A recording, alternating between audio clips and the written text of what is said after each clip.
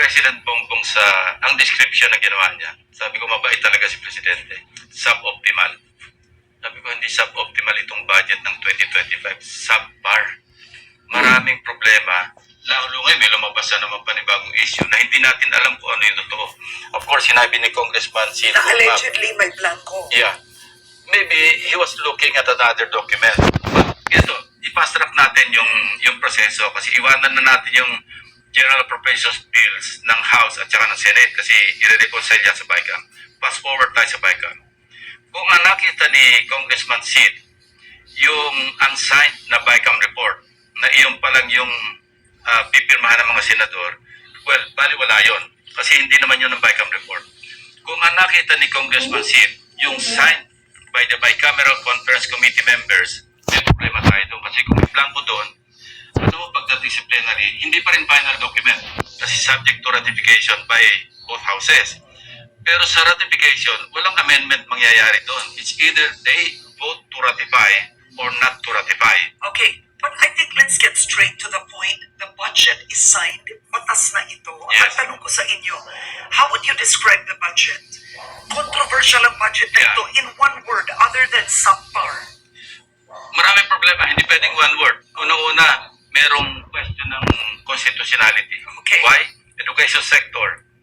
Ang maliwanag yung konstitusyon na sinasabing yung education sector, ito yung binibigyan ng highest budgetary priority. Lumalabas ngayon, although nagdito kasi nadagdagan yung public works ng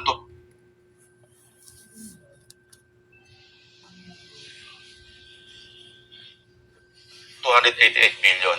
Okay. Naiwan ngayon sa priority yung education sector. Ang kiniklaim ng DBM, hindi, narinig ko pa yung isang dati kong colleague ng Senator Gatchalian na medyo nireakan ko sa X sa Twitter. Sinama yung PMA, sinama yung PNPA, sinama yung National Defense College. Na training. Yeah, yun yun. Sabihin natin educational institution. But, ito yung catch, ano.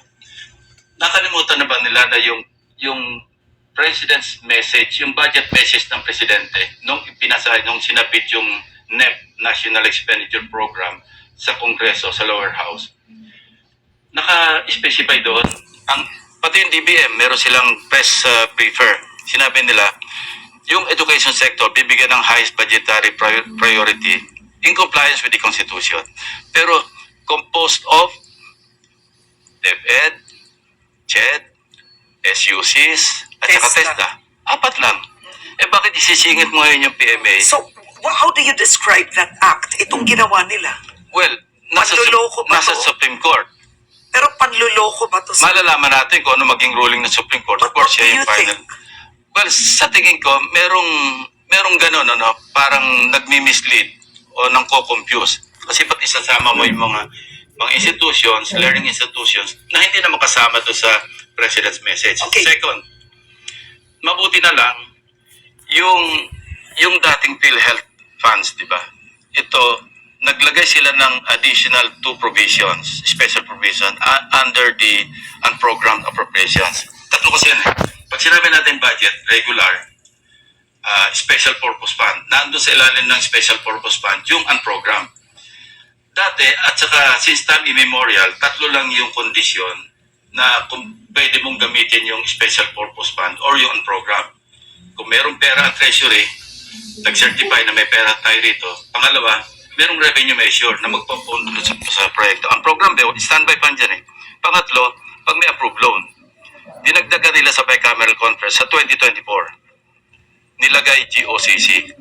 Ang category na PhilHealth, GOCC. Kasi nag-i-invest eh. May mga bonds lahat.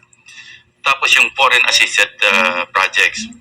Mabuti na sa 2025, kaya nga sabi ko, mooted na yung petition sa Supreme Court regarding PhilHealth funds. Okay. Dahil tinanggal nila, inamend. Kasi as I was suggesting, sabi ko, amend na lang nila yon. Kasi alam mo, yung General Appropriations Act is a general law. Basic naman, alam ng mga abogado ito, hindi pwedeng i-amend ng general law ang special law. Yung PhilHealth Act as amended, pati yung Universal Healthcare Act, mga special laws yun. Okay, so I think we don't have enough time. So ang important, get straight to the point. What's wrong with what happened to PhilHealth? Ang sa PhilHealth, nasa ang decision ng Supreme Court yan, magiging ruling, moot and academic. Kasi hindi nagagalawin eh. Okay, describe AKAP. AKAP, ano yun sa'yo? Pork barrel ba yun? Ano ang AKAP? Maliwanag na pork barrel kasi alam mo, nahuhuli rin naman sila sa sarili nilang bibig. 26 billion sa 2025. Nagulat ako nung nagsalita yung chairperson ng Finance Committee ng Senate na nag-agree siya sa House dahil napartihan sila ng 5 billion doon sa 26 billion na AKAP. Sabi ko, teka muna, inaamin nyo na ba na kayo yung mag-implement niya? Bakit siya sabi nyo napartihan kayo? Di ba ang usapan dyan, natatapos yung role ng mga legislators pagkapasa ng GAA, pag napirmahan na yung GAA, o pag na-enroll na yung bill. Eh, pero bakit bigla na lang na meron silang 5 billion at may 21 billion yung mga congressmen? Another point, narinig ko si Senator Bato de la Rosa, sinasabi niya na hindi ko natatanggapin yung, I will not take it anymore. Maski nahirap-hirap ako sa kampanya, hindi ko nakukunin yung AKAP. Teka muna, kabugo ka pa dati niyan. Di ba dapat DSWD nag-implement at wala kayong pakialam dyan? Kasi ang pakialam nyo lang dyan, i-legislate magkano ba yung kailangan sa AKAP, tapos iwanan nyo na sa implementing agency. Yun ang problema sa budget natin ngayon. Para bang, ano ba ito? Parang Congress na lang ba na susunod? Maski yung insertions, ito interesting Karen. But before you talk about the insertions, kung manalo kayo, magkakaroon kayo ng maybe 200 million pesos na AKAP. If you divide 5 billion to how many senators, you might get 250 million. Tatanggapin nyo ba yun? Walang ganun, Karen. Hindi sa amin yun eh. Pero yung para sa inyo, tatanggapin Hindi sa akin yun. Sa DSWD yun. Ang DSWD is to implement, Yeah. but it is given to the senator for each one. Parang sa congressman. Mali. Karen, Hindi nyo tatanggapin. Hindi dapat. Bakit nyo tatanggapin? Hindi nga dapat. Eh, noon nga mayroong pork barrel na hindi pa na-declare na unconstitutional. Bawat senator mayroong 200 million na hindi pa identified yung proyekto. Ano ito? Saka pa lang i-identify. Lump sum yun. Noon pa lang, hindi na ako kumukuha eh. Ngayon pa ba? Di ba? So, anong masasabi ninyo kay Pangulong Marcos Jr. na hinayaan niya yun? Nag-veto nga siya, hindi pa tinanggal yun. Yung pagbibito, ito isang punakuha pa rin ito, no? Hindi mo na kailangang i-veto yung unprogrammed fund kasi standby lang yan. Tapos, built-in na yung veto power ng presidente sa unprogrammed.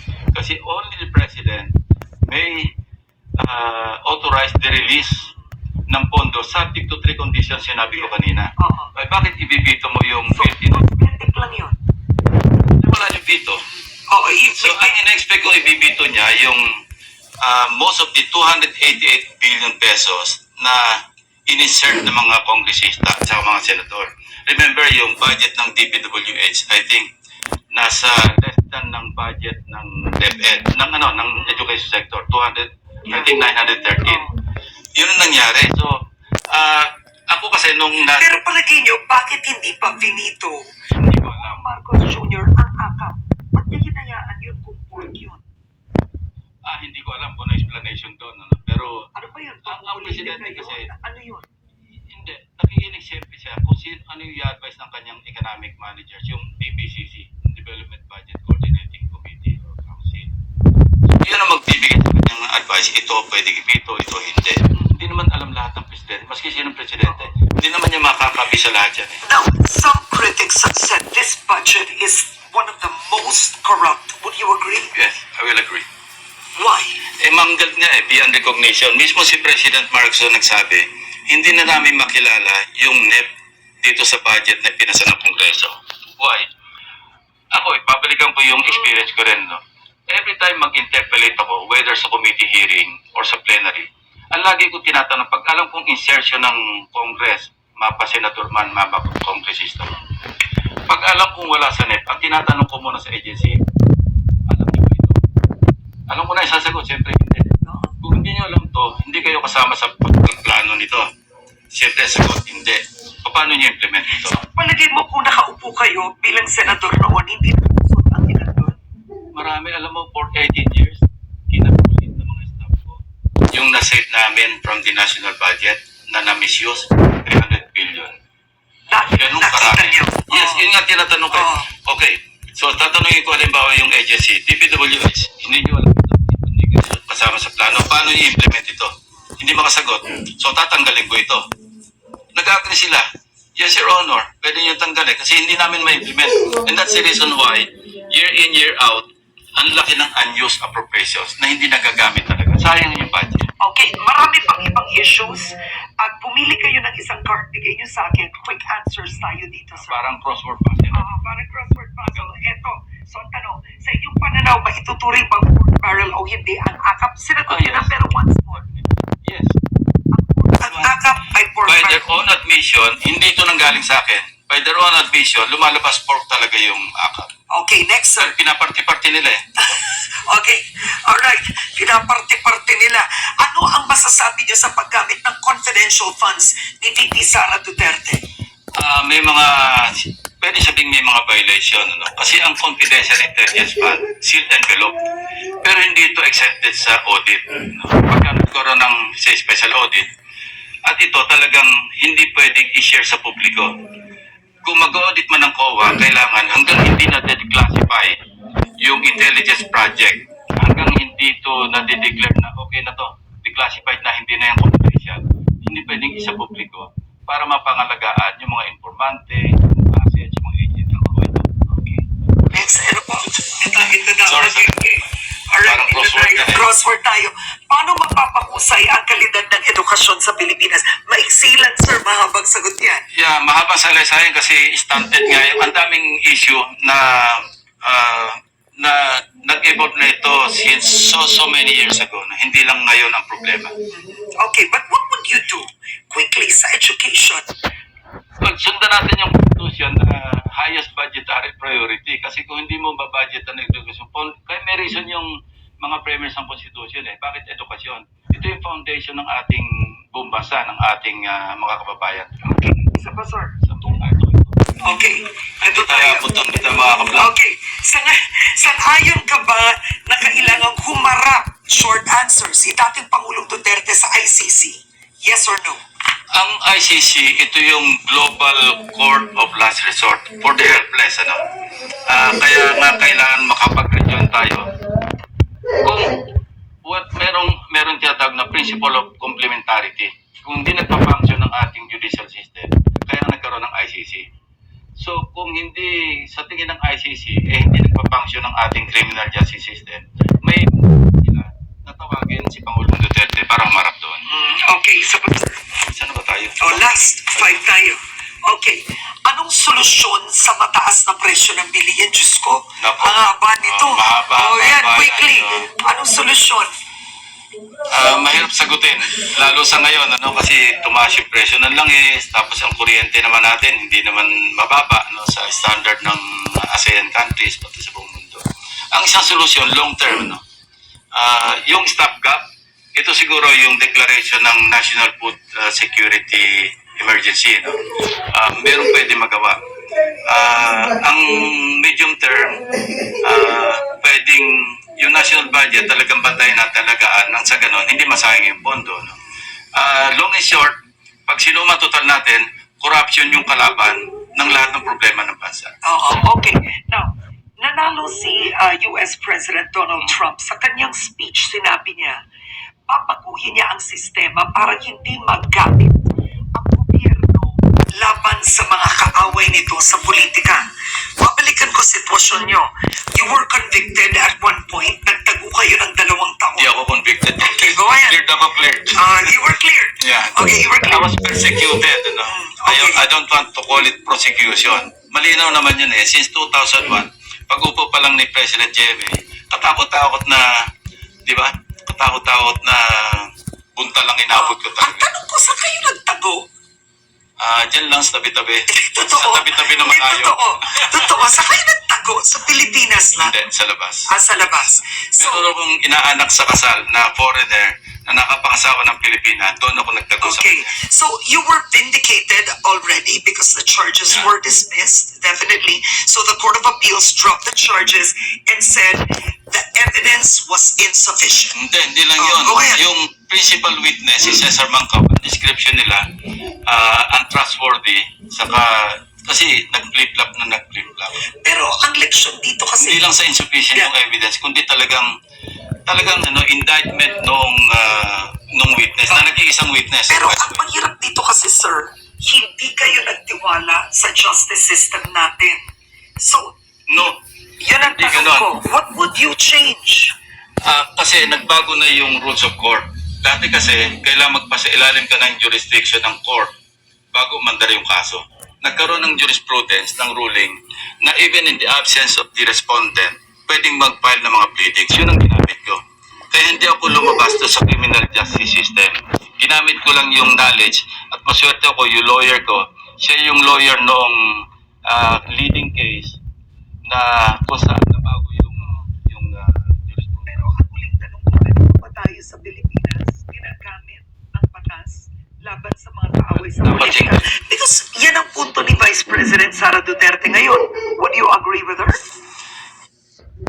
Busog nga. Pero hindi din sa sarap. Sa maginipan sa kanton kasalapag, busog na sa Rapinas pa.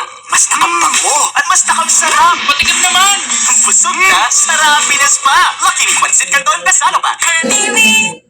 Yeah, talaga naman nagagamit. Hindi lamang dito, maski naman sa ibang bansa, nagagamit din naman talaga yung politika sa pag-persecute para ma-prosecute yung kanilang mga kalaban sa politika. Ako naranasan ko first-hand experience talaga. And twice. But do you believe Vice President Sara Duterte should be impeached by the lower house? Based on the Quadcom. Hindi ako pwede kasi kung manalo ako, di ba, magiging trial judge ako. So, ayoko mag-comment tungkol sa impeachment na maski sino, not only Vice President Sara Duterte. Okay, so karapat dapat ba kayong hindi na ihalali, bumalik sa Senado? Yan. Alam nyo, hindi ko na ang hirap na kasi 18 years na kayong senador. Diba, vanguard kayo ng budget. 76 na kayo, sir. Sinasabi ng ilan. Di ba na? 76, pero ang biological age ko, parin, hulaan mo, 52. Totoo ba yan? Totoo yan. Okay, Matter of record. Gusto mo, pakita ko sa'yo. Okay. Yung record ng well bata daw po siya. Okay. So, you have a track record to prove. May hindi ko na tatanungin ang track record. Nakita na ng tao bayan nyo. Pero bakit kayo kailangan ibalik? Ba't di na lang iba? Bagong mukha. Sa opening statement ko, sinabi ko na yung dahilan. Two equally compelling reasons kung bakit nagbago yung isip ko para bumalik at magsilbi ulit. Pero gusto niyo siguro mas maayos ang debate sa Senado. Siyempre, oh. Alam mo, namimiss ko doon sina Sergio Osmeña, sina